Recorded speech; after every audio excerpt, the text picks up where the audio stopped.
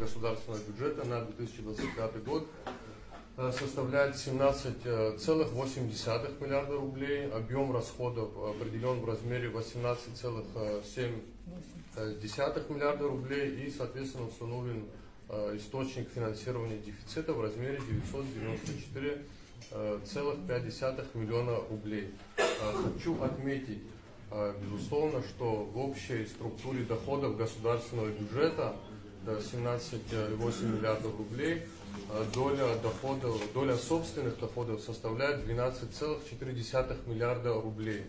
Этот высокий показатель установлен с учетом исполнения государственного бюджета за 2024 год, за отчетный период, в котором в государственный бюджет поступило впервые более 12 миллиардов рублей. Безусловно, это в рамках нашего бюджета очень высокий показатель, и это наблюдающаяся такая положительная устойчивая тенденция роста доли собственных доходов, она нашла свое отражение в данном законопроекте в том числе.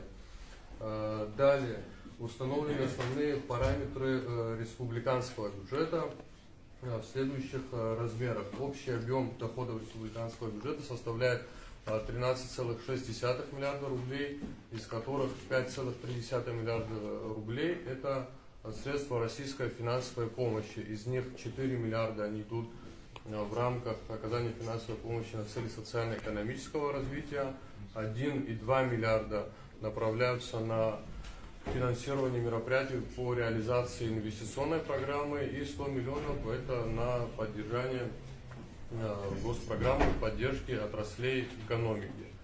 Доля собственных доходов на уровне республиканского бюджета составляет 8,3 миллиарда рублей. Объем расходов установлен в размере 14,6 миллиардов рублей и, соответственно, установлен дефицит в размере 994,5 миллиона рублей. Также установлен соответствующей статьей закона верхний предел внешнего государственного долга и верхний предел государственного внутреннего долга и программы заимствования. Программа заимствования у нас состоит традиционно из привлекаемых кредитов Национального банка в размере 705 миллионов рублей. Также один из параметров, в которые также были внесены изменения, параметров республиканского бюджета касается межбюджетных трансфертов. В общей сумме на осуществление межбюджетных трансфертов из республиканского бюджета к бюджетам бюджетной системы, а именно местным бюджетам, законом предусмотрен объем в размере 1 миллиард 776,7 миллиона рублей и, соответственно, 12 миллионов на поддержку сбалансированности бюджета Государственного бюджетного фонда инвалидов Отечественной войны Республики Абхазия.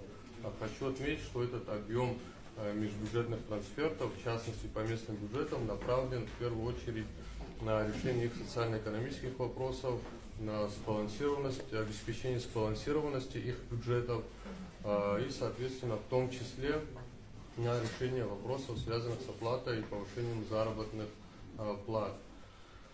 Также статьей 8, кстати, хотел бы обратить внимание, установлены определенные особенности использования средств в определенных случаях, устанавливаемых Кабинетом министров. Это касается механизма применения казначейского сопровождения. С 2022 года такая норма присутствует в каждом проекте закона о республиканском бюджете. В прошлом году, кстати, хочу сообщить, что этот механизм нашел свое применение. Более 500 миллионов рублей в режиме этого механизма было